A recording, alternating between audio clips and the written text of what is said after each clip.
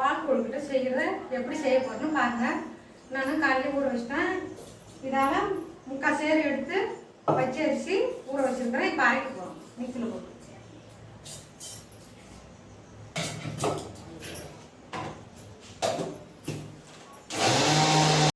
இந்த அளவுக்கு நைஸாக மாவு வந்து அரைச்சி இட்லி கொத்தில் கொட்டிக்கிங்க அவிக்கணும்.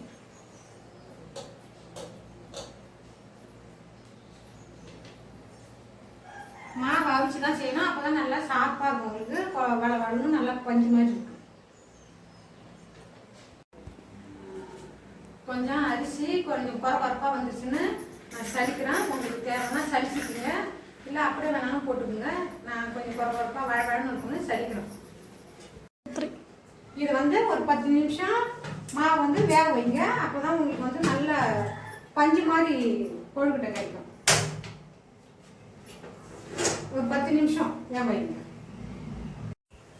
தண்ணி கொஞ்சம் நல்லா கொதிக்க வச்சுக்கோங்க. அதில் ஊற்றி மாவு நல்லா உருண்டை பிடிக்கிறதுக்கு சாப்பாக இருக்கிறதுக்கு தண்ணி கொஞ்சம் கொதிக்க வச்சுக்கோங்க. மாவு வெந்துருச்சான்னு பார்ப்போம். மாவு வெந்துருச்சு. எடுத்து உருண்டை பிடிக்கிறதுக்கு இப்போ ரெடி பண்ண போகிறோம்.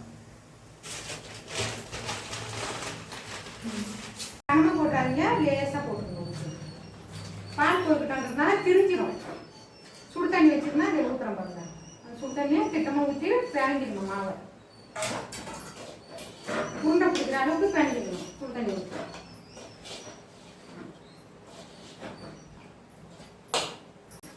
இந்த அளவுக்கு நல்ல மாவை நல்லா பிசைஞ்சு உருண்டை பிடிச்சி வெந்நீர் ஊற்றி நல்லா உருண்டை பிடிச்சி வச்சுக்கணும்.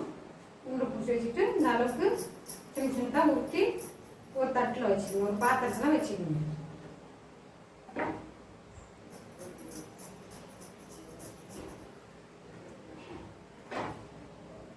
சின்ன சின்ன உருண்டையாக பிடிச்சிக்கணும். பெருசு பெருசாக பிடிக்கூடாது.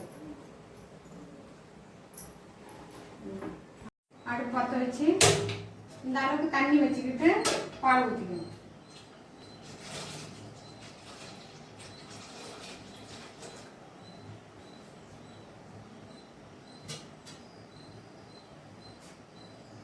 இந்த அளவுக்கு பால் நல்லா கொதிச்ச உடனே தேங்காய் பால் சேர்த்துக்குங்க.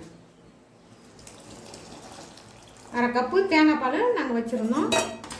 இப்போ வந்து ஏலக்காய் சேர்த்துக்குங்க. ஏலக்காய் பொடி பண்ணி 3 ஏலக்காய் பொடி பண்ணி வச்சுருக்குறோம். ஏலக்காய் சேர்த்துக்குங்க. உடனே இதை வந்து ஒருத்தர இறக்கி விடுங்க.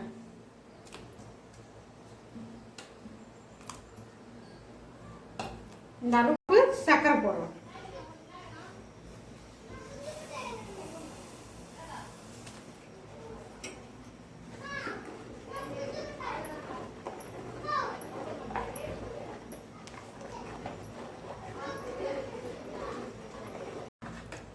இந்த அளவுக்கு வந்தவொடனே அடுப்பு ஆஃப் பண்ணிடுங்க.